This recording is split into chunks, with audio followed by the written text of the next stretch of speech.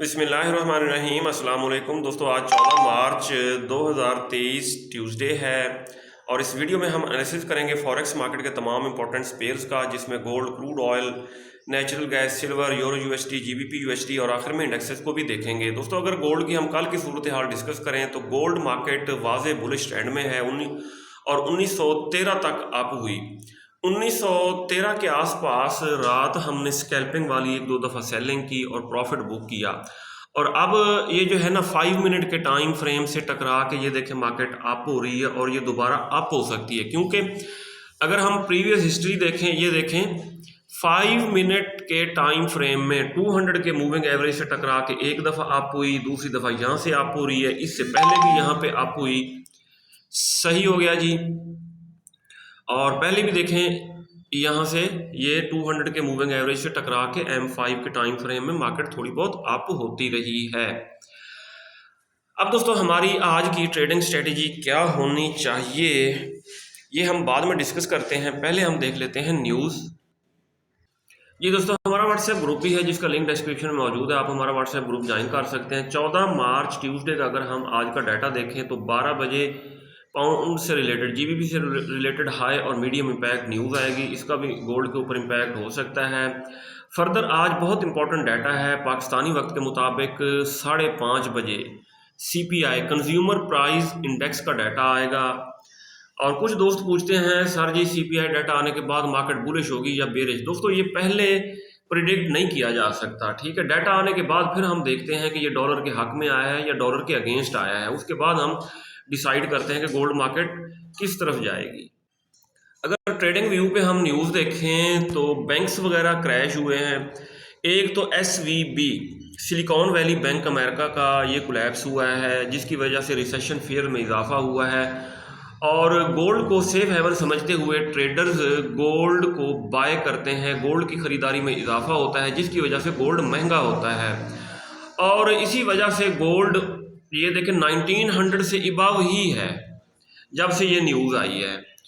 और जापान में भी ये देखें जापानीज़ बैंक भी अंडर प्रेशर नज़र आ रहे हैं। दोस्तों, जब रिसेशन फेयर में इजाफा होता है तो क्रूड ऑयल मार्केट जो है ये क्रैश होती है और गोल्ड अप जाता है। अगर हम DXY को देखें बड़े टाइम फ्रेम में D1 में देखते हैं तो ये देखें DXY काफ़ी डाउन आया है और ऊपर ये देखें सेल का सिग्नल बना के ये मार्केट डाउन आई है, और ये सेल का जोन मैंने ड्रा किया था डॉजी के बाद ये रेड कैंडल क्लोज हुई थी, और मैंने प्रीवियस वीडियोस में यही बताया था कि DXY डाउन आएगा, जिसकी वजह से गोल्ड मार्केट के अप जाने के चांसेस रहेंगे। अगर हम लेटेस्ट जोन ड्रा करें D1 के ऊपर H4 का टाइम फ्रेम ओपन करेंगे, ये देखें दोस्तों, इसको मिलनी है रिजेक्शन किससे, ये 200 के मूविंग एवरेज से, इसने टकरा के आना है डाउन, जिसकी वजह से गोल्ड मार्केट अप रहेगी, बुलिश ट्रेंड में रहेगी। लेकिन एक हिंट हमें यहाँ पे मिल रहा है, यहाँ पे बन रही है बेरिश इनगल्फिंग, इसके ऊपर हम जोन ड्रा करते हैं, H4 का टाइम फ्रेम है। अब दोस्तों, यहाँ पे डबल कंफर्मेशन हो गई है, एक तो ये कि ये 200 के मूविंग एवरेज से टकरा के डाउन आ सकता है DXY, दूसरा ये कि ये सारा सेल का जोन बन चुका है, ठीक है, इस सेल के जोन से इसने आना है डाउन, जिसकी वजह से गोल्ड मार्केट बुलिश ट्रेंड की तरफ रहेगी। लेकिन पहले ये देखें ना, इंडिकेटर्स वगैरह सेट करने के लिए DXY अप होगा, ठीक है, गोल्ड डाउन आ सकता है, लेकिन उसके बाद अगर लार्जर टाइम फ्रेम में देखें तो DXY ने डाउन आना है और गोल्ड अप जाएगा। ये दोस्तों, व्हाट्सएप ग्रुप में मैंने सेलिंग कराई थी, तकरीबन 2 दफ़ा हमने सेल की ट्रेड्स का प्रॉफिट बुक किया। अगर हम गोल्ड को देखें H4 के टाइम फ्रेम में, इसने इवनिंग स्टार बनाया है टॉप पे। इवनिंग स्टार का मतलब ये है कि ये मार्केट आ सकती है डाउन। अच्छा जी, अब अगर हम देखें इसको D1 के टाइम फ्रेम में देखते हैं, ये देखें दोस्तों, कल इसने बड़ी ग्रीन कैंडल क्लोज की और आज की सपोर्ट जो है 1871 1871 ये मार्केट की सपोर्ट है। मार्केट की आज की रेजिस्टेंस कल का हाई 1913 ये मार्केट की रेजिस्टेंस है, यहाँ से टकरा के मार्केट डाउन आई है। कल वाले हाई को ब्रेक नहीं कर सकी और ये मार्केट का पीवट पॉइंट है 1893, 1893। अब हमारी दोस्तों ट्रेडिंग स्ट्रेटेजी क्या होनी चाहिए? 30 मिनट टाइम फ्रेम हम कर लेते हैं ओपन। ये है 30 मिनट टाइम फ्रेम। दोस्तों फर्स्ट सिनारियो तो ये बन रहा है कि पीवट से टकरा के अगर मार्केट हाई वॉल्यूम के साथ अप होती है, बाय का सिग्नल बनाती है, मॉर्निंग स्टार बनता है पीवट के ऊपर या बुलिश इनगल्फिंग बनती है, तो यहाँ से बाय किया जा सकता है। लेकिन यहाँ से रिस्की बाइंग हो सकती है।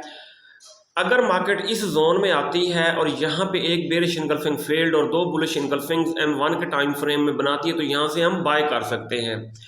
1800 तकरीबन 84 से लेके 1871 यहाँ से पक्की बाइंग हो सकती है। 1871 और अभी तक मार्केट ने अपना ये गैप फिल नहीं किया, और सबसे बेस्ट बाइंग उस वक्त होगी जब ये गैप फिल करके अप होने लगेगी। इसी तरह अगर हम देखें 15 मिनट टाइम फ्रेम में, ये 200 का मूविंग एवरेज यहाँ पे हमें इशारा करके बता रहा है कि मार्केट जैसे ही इससे टकरा के बाय के जोन में आने के बाद 200 के मूविंग एवरेज से टकरा के अप हो तो इसको बाय किया जाए। सही हो गया जी। ये है दोस्तों गोल्ड के ऊपर आज की हमारी ट्रेडिंग स्ट्रेटेजी कि जितना डिप से आप इसको बाय करेंगे उतने ही आप फायदे में रहेंगे। पीवट से बाइंग की जा सकती है लेकिन ये थोड़ी रिस्की हो सकती है। यहाँ से इस जोन के सेंटर 1883-84 से बाइंग की जा सकती है। 200 से मूविंग एवरेज से टकरा के मार्केट अप होने लगे। फर्दर 1871 यहाँ से टकरा के अगर मार्केट होती है तो हम बाय करेंगे। मार्केट बुलिश ट्रेंड में है, इसलिए सेलिंग रिस्की हो सकती है। डिप से बाय किया जाए और जब मार्केट ये गैप फिल करके अप होगी उस वक्त पक्की बाइंग बनेगी। और आज का टारगेट जो है ये तकरीबन 1920 और 1935 की तरफ गोल्ड मार्केट जा सकती है अगर 1913 प्रीवियस डे के हाई को ब्रेक करने में कामयाब हो जाती है। अच्छा, और ये भी आज की हमारी ट्रेडिंग स्ट्रेटेजी दोस्तों होगी, अगर यूएस सेशन ओपन होने के बाद या डाटा आने के बाद मार्केट प्रीवियस डे का हाई ब्रेक करके रिटेस्ट करके अप जाने लगती है, छोटे एसएल के साथ हम बाय करेंगे इसको। और अगर मार्केट प्रीवियस डे का लो जो है 1871 इसको ब्रेक करके रिटेस्ट करके डाउन जाने लगती है तो सेल करेंगे छोटे एसएल के साथ।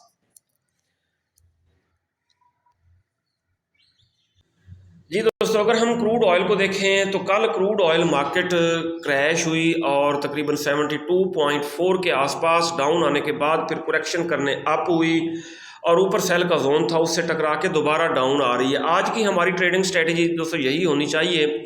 इसकी पहले ये सपोर्ट थी, अब रेजिस्टेंस बन चुकी है 74.8, इससे टकरा के अगर डाउन आती है तो इसको सेल किया जाए। 72 के बाद 71 की तरफ क्रूड ऑयल मार्केट जा सकती है। फंडामेंटली भी देखा जाए रिसेशन फेयर की वजह से, रिसेशन वरीज की वजह से ये बेयर स्टैंड में रह सकती है और ऊपर ये सेल का जोन बन रहा है, बेयरिश इंगल्फिंग बनी और 200 का मूविंग एवरेज भी है, डबल कंफर्मेशन है। यहाँ तक भी अगर आपको होती है 200 के मूविंग एवरेज से टकरा के डाउन आने लगती है तो इसको सेल किया जाए। फिलहाल ये इंडिकेटर्स वगैरह सेट करने में भी आप हो टॉप से इसको हम सेल करेंगे।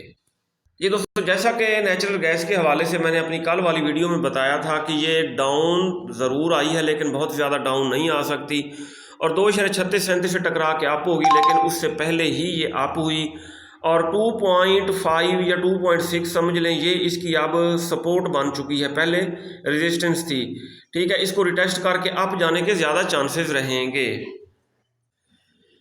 जी दोस्तों, गोल्ड की तरह सिल्वर मार्केट भी काफ़ी अप हुई और अब यहाँ से ये डाउन आ सकती है। अपने इंडिकेटर्स वगैरह सेट करने, ऊपर सेल का जोन बना हुआ है और ये जोन बना है D1 के टाइम फ्रेम में और ये देखें यहाँ से अगर आप सेल करते हैं 200 के मूविंग एवरेज से इसको रिजेक्शन मिल चुकी है तो मार्केट आ सकती है डाउन और इसको बाय कहाँ से किया जाए? बाय 21.30 से टकरा के अप होती है तो यहाँ से इसको बाय कर सकते हैं। जी यूरो यूएसडी को मैं बाइंग में ही कंसीडर करता रहा हूँ और आपको भी बाइंग ही बताई थी। अब दोस्तों यहाँ पे ये बेयरिश इंगल्फिंग फील्ड सेटअप बना है। बेयरिश इंगल्फिंग फील्ड का मतलब ये है कि अब ये बाय का जोन बन चुका है। मार्केट अगर इस जोन में आने के बाद अप होती है तो यहाँ से आप इसको बाय कर सकते हैं। जी दोस्तों, GBP USD वाज़ेह बुलिश ट्रेंड में है और 200 के मूविंग एवरेज को सपोर्ट बना के ये मार्केट अप हुई है। यहाँ पे एक बाय का जोन बन रहा है, इस बाय के जोन को अगर रिटेस्ट करके दोबारा अप होती है तो नीचे से आप बाय पकड़ सकते हैं। इस जोन से 1.20 के आसपास ये जोन बन रहा है। ठीक है। अगर दोबारा 200 के मूविंग एवरेज को टच करके आपको होने लगती है तो इसको बाय किया जाए। यूएस टेक 100 या NAS 100, नेस्डेक 100 को अगर हम देखें, पहले तो ये बुलिश ट्रेंड में थी। अगर हम D1 का टाइम फ्रेम देखें, ये बुलिश ब्रेकआउट हुआ था, ये देखें ना। अच्छा जी, लेकिन अब ये बेरिश ट्रेंड में आ चुकी है और D1 के टाइम फ्रेम में 200 के मूविंग एवरेज से टकरा के एक दफ़ा, दो दफ़ा, तीन दफ़ा डाउन आई है। और अब अगर तीसरी दफ़ा भी अगर ये यहाँ से डाउन आती है या फर्दर ऊपर निकल जाती है तो ऊपर भी ये सेल का जोन बना हुआ है। यहाँ सेल के जोन से इसको सेल किया जाए। NAS 100 को सेल का जोन मैं ड्रा कर देता हूँ। ये कहाँ पे बना है सेल का जोन, एक मिनट।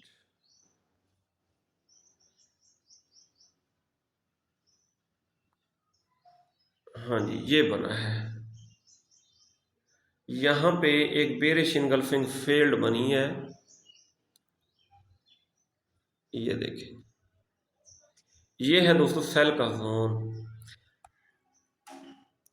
मार्केट 200 के मूविंग एवरेज से टकरा के डाउन आएगी, फर्दर इस सेल के जोन में आने के बाद डाउन ही आएगी। पहले ये अप होगी, ये इंडिकेटर्स वगैरह बिल्कुल बॉटम में गए हुए हैं। जी दोस्तों, अगर हम US 30 को देखें, US 30 भी अंडर प्रेशर है। ये देखें, तमाम इंडेक्सेस ही अंडर प्रेशर हैं जब से ये रिसेशन फेयर की न्यूज़ वगैरह आई हैं।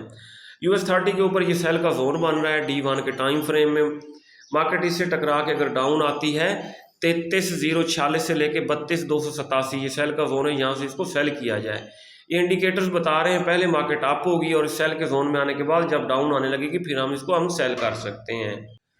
ये दोस्तों DE30 या जर्मन 40 को अगर हम देखें, GER40 या DE30 एक ही बात है। तो ये यहाँ पे सेल का जोन बना है और मार्केट अपने इंडिकेटर्स वगैरह सेट करने के लिए इसको रिटेस्ट करके डाउन आने लगेगी। जब इस सेल के जोन को आप भी ड्रा कर लें, ये बेरिश इनगल्फिंग बनी है, तो यहाँ से आप सेल कर सकते हैं। ये था दोस्तों आज का एनालिसिस। अपना बहुत सारा ख्याल रखिएगा, मैं दुआ में याद रखिएगा। अल्लाह हाफिज़।